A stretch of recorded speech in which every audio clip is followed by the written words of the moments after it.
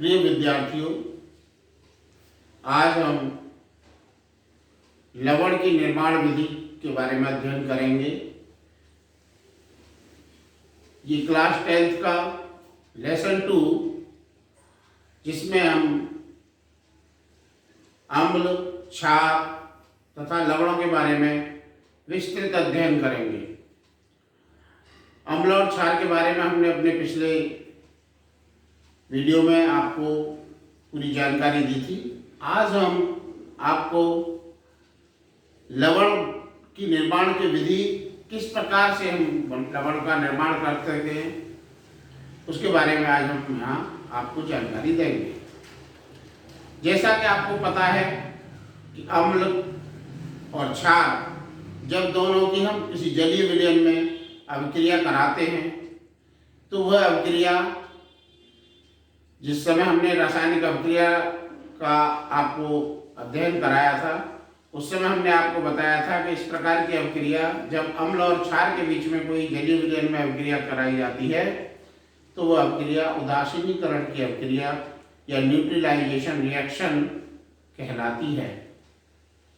इस neutralisation reaction में या उदासीनीकरण की अभिक्रिया में वास्तव में अम्ल और क्षार के बीच होने वाली अभिक्रिया जलीय विलयन में होती है, एक्वस कंडीशन में होती है। तो मैंने यहाँ आपको लिखा है इस अभिक्रिया के बारे में। जलीय विलयन में किसी अम्ल और क्षार की अभिक्रिया से लवण और जल बनाने की अभिक्रिया उदासीनीकरण की अभिक्रिया कहलाती है। इस प्रक्रिया में दो चीजें बन रही हैं जिनको आप ध्यान से देखें, लवण और दूसरा है जल। उदाहरण के लिए हम यहाँ देखें तो एक हमने यहाँ क्षार लिया है, क्योंकि अभिक्रिया हमने क्षार और अम्ल के बीच में ही करानी है। क्षार के लिए हम यहाँ पर सोडियम हाइड्रोक्साइड क्षार का उपयोग कर रहे हैं, और दूसरा अम्ल के लिए हमने एक हाइड्रोक्लोरिक अम्ल लिया है। दोनों के बीच में जब हम अभिक्रिया कराते हैं, ये दोनों ही जलीय विलयन में हैं। आप यहाँ पर एक्वा भी लिख सकते हैं।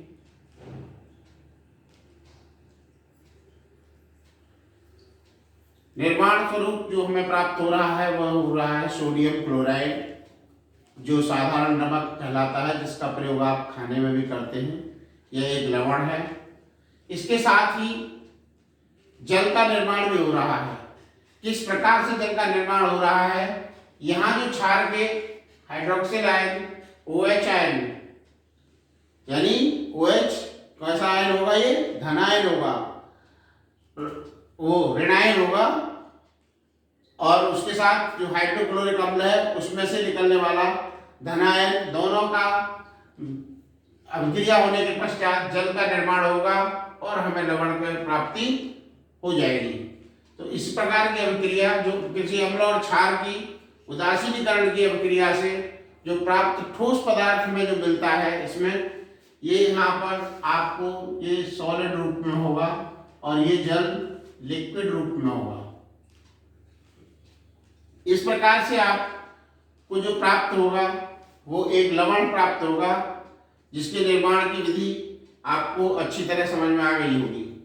अब मैं इसी के बारे में आपके बारे में बताऊंगा कि जो ये साधारण नमक है जिसका उपयोग आप खाने में भोजन के साथ करते हैं, हाइड्रोक्लोरिक अम्ल प्लस सोडियम हाइड्रोक्साइड, दोनों की अभिक्रिया से उत्पन्न लवण जो सोडियम क्लोराइड या साधारण नमक जिसे हम कहते हैं, यहाँ बनने की प्रक्रिया आपने सीख ली इसकी। इसके बाद में दूसरी प्रक्रिया आती है इसमें क्लोर क्षार अभिक्रिया या क्लोर एल्कली मेथड। इस क्लोर एल्कली मेथड में क्या देखते हैं हम? एल्कली मेथड में कि सोडियम क्लोराइड का जब हम जलीय विलयन लेते हैं, NaCl plus H2O, sodium hydroxide और आपका यहाँ क्लोरीन गैस और हाइड्रोजन गैस, दो चीजें बनेंगी। दोनों की स्टेट यहाँ मेंशन कर देंगे, और ये जो NaOH बनेगा ये एक्वस कंडीशन में रहेगा, ये भी आपका NaCl एक्वा है और H2 है, H2O यानी जल भी लिक्विड स्टेट में है। इस इक्वेशन को आप अगर ध्यान से देखेंगे तो यहाँ पर जो सोडियम क्लोराइड की अभिक्रिया हम जब जल के साथ करा रहे हैं, इसको पूरे ध्यान से देखने की आवश्यकता है कि ये कौन सी अभिक्रिया बताई मैंने आपको कि हम इसे कह रहे हैं क्लोर एल्कली मेथड। जब ये क्लोर एल्कली मेथड है तो इसमें क्या हो रहा है वास्तव में कि जब हम उसी लवण की जिस लवण को अभी हमने निर्माण किया था उसकी अभिक्रिया फिर हम वापस जल के साथ कराते हैं, यानी उसका हम जलीय विलयन बनाएं और उसमें विद्युत धारा प्रवाहित करें, इलेक्ट्रिक करंट प्रवाहित करें, जिसे आप इलेक्ट्रोलाइसिस भी कहते हैं। तो यहाँ पर जब हम इसमें इलेक्ट्रिक करंट प्रवाहित करते हैं जब इसके जलीय विलयन में, तो ये दो प्रकार के आयनों में टूटता है, वियोजित हो जाता है और ये सोडियम हाइड्रोक्साइड का निर्माण करता है। इसमें क्लोरीन यानी क्लोर और सोडियम हाइड्रोक्साइड जो क्षार है उसका निर्माण यहाँ होता है हाइड्रोजन गैस के रूप में, और क्लोरीन यानी क्लोर भी हमें गैस के रूप में प्राप्त होता है। समीकरण को बैलेंस कर लेंगे, इधर यहाँ NaOH बना है, इधर Cl2 है, H2 है, तो इधर हाइड्रोजन के जो परमाणु है उनकी संख्या को आप देखेंगे तो हाइड्रोजन क्योंकि डाई एटॉमिक गैस है, इधर H2 के रूप में है तो हाइड्रोजन तो बैलेंस है, लेकिन O है वो भी बैलेंस है। अब यहाँ देखेंगे आपको देखना है Na और Cl को, तो Na और Cl को बैलेंस करने के लिए हमें यहाँ पर क्योंकि NaOH बना है, Cl2 है, Cl1 था इधर हमारे इस रिएक्टेंट में, तो जब हम इसको बैलेंस करते हैं तो हमें 2 सोडियम क्लोराइड के आगे लगाना होता है। जब हम इसे लगाते हैं तो इसी के साथ सोडियम के जो एटम्स हैं उनकी संख्या भी बढ़ जाती है, तो फिर हम यहाँ 2 NaCl लगाने के बाद में यहाँ पर भी 2 NaOH लगा देते हैं और इस प्रकार से ये हमारी समीकरण जो है संतुलित रासायनिक समीकरण के रूप में हमें प्राप्त हो जाती है। इसमें एक चीज और ध्यान देंगे, जब ये इलेक्ट्रोलाइसिस की जब अभिक्रिया होती है तो प्रिय विद्यार्थियों जो क्लोरीन है यानी क्लोराइड पर कैसा चार्ज आता है, ऋणायन का चार्ज होता है और हाइड्रोजन पर पॉजिटिव चार्ज होता है। तो जो क्लोरीन गैस है हमें वो कहाँ, जब हम इलेक्ट्रोलाइसिस कर रहे हैं यानी विद्युत धारा प्रवाहित कर रहे हैं, तो इसका मतलब ये है कोई हमने पात्र लिया होगा, उसमें 2 इलेक्ट्रोड लगाए होंगे, उन इलेक्ट्रोडों में कहाँ पर हमें क्लोरीन प्राप्त होगा और कहाँ पर हमें हाइड्रोजन प्राप्त होगा, इसका निर्धारण भी उसके चार्ज के आधार पर ही होगा। तो जो क्लोराइड है वो हमें एनोड पर प्राप्त होगा और जो हाइड्रोजन है वो हमें कैथोड पर प्राप्त होगा। यानी ये जिनका निर्माण कहाँ हो रहा है, हाइड्रोजन जो है हमें वो मिलेगा कैथोड पर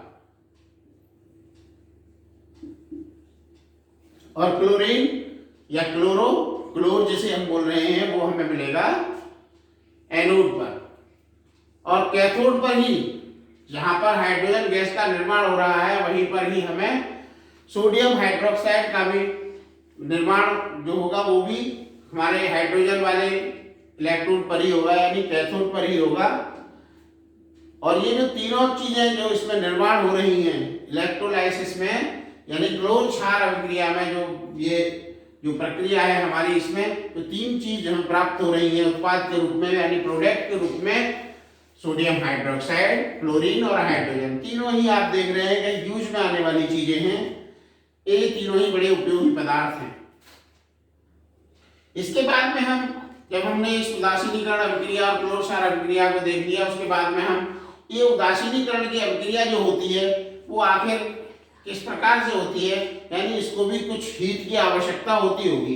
तो हम इसका उदाहरण के लिए हम इसे यहाँ सब थोड़ा सा समझेंगे कि हीट ऑफ न्यूट्रलाइजेशन यानी उदासीनीकरण की अभिक्रिया यानी अम्ल और क्षार की अभिक्रिया में जो उदासीनीकरण के बाद में हमें जो लवण और जल का निर्माण प्राप्त होता है वह किस प्रकार से प्राप्त होता है। अगर हम इसकी गणना करने के लिए 1 ग्राम तुल्यांक भार अम्ल तथा 1 ग्राम तुल्यांक भार क्षार ये तनु विलयनों का ध्यान रखना है, क्योंकि उसको हमने क्या किया है, जलीय विलयन बनाया है उनका। आपस में जब हम अभिक्रिया कराएंगे तो उदासीनीकरण में उत्सर्जित ऊर्जा उदासीनीकरण ऊष्मा कहलाती है, वो हीट ऑफ न्यूट्रलाइजेशन कहलाती है। और ये ऊष्मा जो है वो वास्तव में जो हमारा जो जल है उसका जो वियोजन होता है उसमें दो प्रकार के आयन H+ और OH-।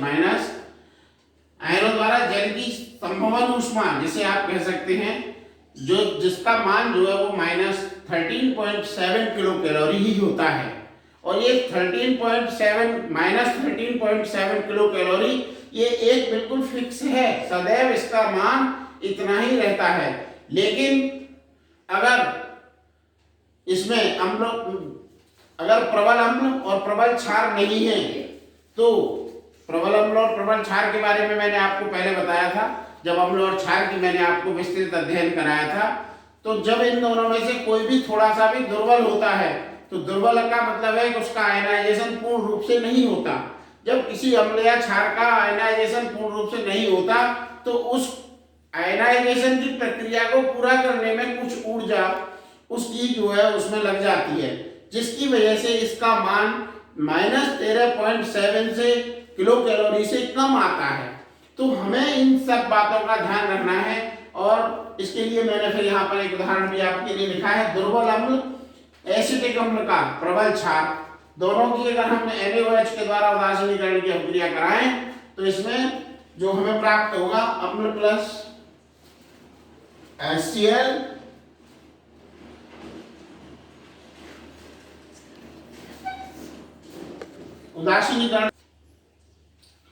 उदासीनीकरण के बाद में हम जब लवण की बात करते हैं तो लवण निर्माण की जो विधि है वो आपको समझ आ रही होगी। उसके बाद में लवण यानी साल्ट, ये मैंने अभी आपको बताया था कि जब भी हम अम्ल और क्षार की अभिक्रिया कराएंगे तो हम उसे, जब हमारी अभिक्रिया होती है किसी अम्ल के साथ किसी क्षार की अभिक्रिया होती है तो वो उसमें हमें लवण प्लस जल प्राप्त होते हैं। ये आयनिक ठोस के रूप में हमें जो लवण प्राप्त होता है, ये अभिक्रिया जो है इनके जो लवण है इनकी जो गुण है उनकी बात हम करें तो ये अवाष्पशील होते हैं, इनमें किसी प्रकार की गंध नहीं होती, गंधहीन होते हैं। लवण किस तरह के होते हैं? गंधहीन होते हैं, ये बात आपको याद रखनी है। और ये इलेक्ट्रिक फोरेस होते हैं, करंट विद्युत संयोजक होते हैं। विद्युत संयोजक का मतलब क्या है? जब हम इनका जलीय विलयन बनाते हैं। अभी मैंने आपको यहाँ उदासीनीकरण की जो अभिक्रिया है उसके पहले जो बताया था उसमें जब हम विद्युत धारा प्रवाहित करते हैं क्लोर क्षार अभिक्रिया में तो उस क्लोर क्षार प्रक्रिया में उसी का हम यहाँ एक तरह से हम उसी के परिणाम स्वरूप हमें लवण की प्राप्ति होती है। आयनियस नाम के जो साइंटिस्ट थे, मैंने आपको बताया था कि लवण की उससे पहले की जो प्राचीन कालीन जो मान्यताएं थी उनके अनुसार हम किस प्रकार से अम्ल के बारे में परिकल्पनाएं रखते थे या किस प्रकार से हम उसे परिभाषित करते थे कि जो जो स्वाद में खट्टे होते हैं। उसके बाद आयनियस ने कुछ इस तरह की बातें कही जिनके बाद में आयनियस के अनुसार अम्ल और क्षार की जब अभिक्रिया कराई जाती है तो हमें लवण और जल की प्राप्ति होती है। और इसमें जो आयन है, जो इनका आयनों का क्या हो जाता है? वियोजन हो जाता है। जो अवयवी कण है उसके वो क्या कहलाते हैं? आयन कहलाते हैं। और ये आयन भी दो प्रकार के होते हैं, धनायन और ऋणायन, पॉजिटिव आयन और negative ion. In positive ion और नेगेटिव आयन को हम धनायन को कैटायन कहते हैं और ऋणायन को हम एनायन कहते हैं। क्षार इसका बेसिक रेडिकल कहलाता है या भास्मिक मूलक हम इसे कह सकते हैं। और एनायन को हम अम्लीय या रेडिकल एसिडिक रेडिकल कहते हैं या अम्लीय मूलक कहते हैं। इस प्रकार से इनका जो जलीय विलयन जब हमें प्राप्त होता है अम्लों का और क्षार का जो विलयन है वह अम्लीय, क्षारीय या उदासीन, ये तीनों तरह का हो सकता है। ये जरूरी नहीं है कि वह अम्लीय ही हो, क्षारीय ही हो या उदासीन हो, ये किसी भी प्रकार का हो सकता है। अगली बात करते हैं हम कि जो ये लवण है हमारे वो कितने प्रकार के होते हैं। लवण के प्रकार के बारे में जब हम बात करेंगे तो लवण की जो सबसे, वैसे तो लवण लगभग 6 प्रकार के होते हैं। 6 प्रकार के लवणों में यहाँ मैं आपको पहले प्रकार की बात बताता हूँ जो नंबर 1 पर आता है, जिसको हम कहते हैं सामान्य या सरल लवण या सिंपल साल्ट। इस सामान्य लवण में जो पहचान है आपके लिए उसे आप किस तरह से पहचानेंगे, क्योंकि जो बोर्ड की परीक्षाओं में जो प्रश्न आता है कि दिया गया लवण किस तरह का है, उसका नाम दे दिया, फॉर्मूला दे दिया, उसको पूछ लेता है कि ये लवण सामान्य लवण है, सरल लवण है या किस तरह का लवण है। तो यहाँ सरल लवण की बात करेंगे हम, वे लवण जो किसी अम्ल तथा क्षारक के पूर्ण रूप से जल में उदासीनीकरण के फलस्वरूप प्राप्त होते हैं। अर्थात कहने का मतलब यह है कि उनका पूर्ण रूप से उदासीनीकरण हो जाता है। ऐसे लवण हमें क्या कहलाते हैं? सामान्य लवण कहलाते हैं। उदाहरण के लिए copper sulphate, sodium sulphate, potassium nitrate, sodium chloride, potassium chloride, potassium sulphate, NaH2PO2। सामान्य लवण जो है वो जल में वियोजित होकर के एक ही प्रकार के धनायन तथा ऋणायन का निर्माण करते हैं। इसमें H+ तथा OH- आयन सम्मिलित नहीं होते। जब हम इनका वियोजन करते हैं तो सामान्य लवणों में Na2SO4 का अगर हम यहाँ वियोजन करें तो ये रिएक्शन चलती रहेगी। ये इसको कहते हैं हम उत्क्रमणीय अभिक्रिया। 2Na ये पॉजिटिव चार्ज वाला है यानी धनायन है, और उसके बाद सल्फेट बनेगा। ऐसे ही Na3PO4 का जब हम इसका वियोजन करेंगे तो इसमें 3Na positive plus PO4 3 negative ions बनेंगे। इस प्रकार से ये सामान्य लवण जो है वो आपकी समझ में अच्छी तरह आ गया होगा। अभी मैं इसके बाद में आपको लवण के दूसरे प्रकार के बारे में बताऊंगा। जब हम सामान्य लवण का नाम लिखने की बात करते हैं या नाम बनाने की बात करते हैं तो हम उसके लवण के प्रथम भाग में क्षार का नाम रखते हैं और द्वितीय भाग में हम अम्ल का नाम रखते हैं। दूसरे प्रकार का जो लवण है उसकी बात करेंगे तो मैंने अभी आपको बताया था कि अम्लीय लवण दूसरे प्रकार का लवण होता है जिसकी प्राप्ति किसी भी अम्ल के प्रतिस्थापनीय हाइड्रोजन परमाणुओं के आंशिक विस्थापन के द्वारा हमें होती है। अगर उसमें आंशिक विस्थापन हो रहा है हाइड्रोजन के परमाणुओं का तो हमें जो प्राप्त लवण है वो किस प्रकार का लवण होगा? वो हमारा अम्लीय लवण होगा। इसके उदाहरण हैं sodium bisulphate, sodium bicarbonate, sodium biphosphate, sodium hydrogen phosphate. ये इस प्रकार के लवण हैं जिनको हम अम्लीय लवण के कैटेगरी में कैटेगराइज करते हैं। अम्लीय लवण की जो विशेष बात है वो ये है कि जब हम इनका आयनन कराते हैं तो इसमें हमें धनायन और ऋणायन तो प्राप्त होते ही हैं, इसके साथ साथ हमें H+ आयनों की प्राप्ति भी होती है। अगर हम इनका वियोजन देखें तो सोडियम हाइड्रोक्साइड प्लस H2SO4 इन दोनों की जब हमने रिएक्शन कराई तो ये हमें जो प्राप्त हुआ वो क्या प्राप्त हुआ? Sodium bisulphate. और इसके साथ हमें जल की भी प्राप्ति हो रही है, क्योंकि ये तो पहले से ही परिभाषा में ही आपके में आया है कि जब भी अम्ल और क्षार की अभिक्रिया कराएंगे आप तो एक लवण प्राप्त होगा और उसके साथ में आपको जल प्राप्त होगा। तो वही यहाँ आपको देखने को मिल रहा है। दूसरा, जब हम इसका वियोजन कराएंगे, अभी मैंने क्या कहा, इसका आंशिक विस्थापन होगा तो NaHSO4 यानी NaHSO4 सोडियम बाइसल्फेट, इसकी जो रिएक्शन होगी जब हम इसका वियोजन करेंगे तो sodium ion plus hydrogen ion देख रहे हैं आप और सल्फेट आयन। तो जो मैंने अभी आपको बताया था कि जो सल्फेट आयन है वो ऋणात्मक यानी नेगेटिव आयन और सोडियम कैसा आयन? धनात्मक आयन। और उसके साथ में ही आपको एक और अतिरिक्त रूप से हाइड्रोजन आयन जो है वो H+ आयन आपको यहाँ प्राप्त हो रहा है। तो ये अम्लीय प्रवृत्ति को, क्योंकि जो H+ है, आपने एसिड की जो परिभाषा पढ़ी थी वहां पर भी आयनियस की थ्योरी के अकॉर्डिंग आपने उसको देखा था और विलयन में H+ आयन के कारण ही उसकी नेचर कैसी हो जाएगी? उस लवण की नेचर भी अम्लीय हो जाएगी। तीसरा प्रकार का जो लवण है हमारा वो क्षारकीय लवण है। मैं इसको थोड़े शॉर्ट में ही बताऊंगा क्योंकि हाई स्कूल में थोड़ा शॉर्ट में आता है। वे लवण जिनमें एक या एक से अधिक विस्थापनीय हाइड्रोक्साइड यानी OH माइनस आयन उपस्थित होते हैं, या एक है कि किसी भी अम्ल द्वारा क्षारक के आंशिक उदासीनीकरण से प्राप्त जो लवण है वो क्या कहलाता है, क्षारकीय लवण कहलाता है। एग्जाम्पल के लिए ZnOHCl, PbOH, NO3, FeOH2Cl। अगले प्रकार का जो चौथा प्रकार है लवण का वो है द्विक लवण।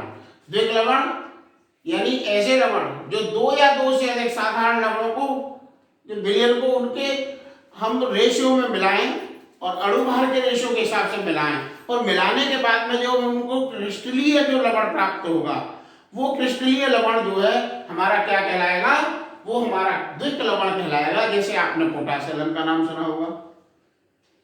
दूसरा है मोहर लवण। दोनों के सूत्र यहाँ पर लिखे हुए हैं, आप इन्हें याद कर सकते हैं। मोहर लवण का सूत्र होता है FeSO4 NH4 का होल ट्वाइस SO4 6H2O, ये मोहर लवण है। और K2SO4 Al2SO4 का होल थ्राइस डॉट 24H2O, ये आपके मोहर का पोटास एलम का सूत्र है, जिसे आप याद कर सकते हैं। इसके अलावा दो प्रकार के लवण और होते हैं, मैं भी अब आपको उन्हें बता रहा हूं। पांचवा प्रकार है इसका मिश्रित लवण। चार प्रकार के लवणों की बात हमने आपसे कर ली, अम्लीय लवण, क्षारकीय लवण, साधारण लवण, द्विक लवण, और अगला है पांचवा प्रकार जिसको हम कहते हैं मिश्रित लवण। क्या कहते हैं, मिक्स साल्ट। मिक्स जैसा कि नाम से ही पता चल रहा है, इनमें एक से अधिक अम्लीय और क्षारीय दोनों प्रकार के मूलक उपस्थित हों, ऐसे लवण मिश्रित लवण कहलाते हैं। उदाहरण के लिए विरंजक चूर्ण CaO, CaCO, Cl, इसका फॉर्मूला है विरंजक चूर्ण का NaKSO4 सोडियम पोटेशियम सल्फेट। ये दो आपके लिए बहुत है। उसके बाद में अगला और अंतिम प्रकार है लवण का हाइब्रिड साल्ट। हाइब्रिड समझ रहे होंगे आप नाम से ही, संकर लवण। इसमें दो साधारण या सामान्य और उदासीन लवण, इनके संयोग से मिलाकर के बनाने के पश्चात जो लवण हमें प्राप्त होते हैं वो लवण क्या किसी के लवण कहलाते हैं, संकर लवण कहलाते हैं, हाइब्रिड सॉल्ट कहलाते हैं, या कॉम्प्लेक्स सॉल्ट भी आप इन्हें कह सकते हैं। कॉम्प्लेक्स सॉल्ट कहलाते हैं, इनका अस्तित्व ठोस तथा विलयन दोनों ही अवस्थाओं में रहता है। For example potassium ferrocyanide K4FeCl6, Cl का होल 6, NaAgCl का होल ट्वाइस, सोडियम अर्जेंटोसाइनाइड। प्रिय छात्रों, अम्ल, क्षार और लवण के बारे में ये विस्तृत वीडियो आपके लिए परीक्षा में निश्चित रूप से अधिक अंक लाने में सहायक सिद्ध होगा, ऐसा मेरा विश्वास है। I am ML Sharma, Chemistry।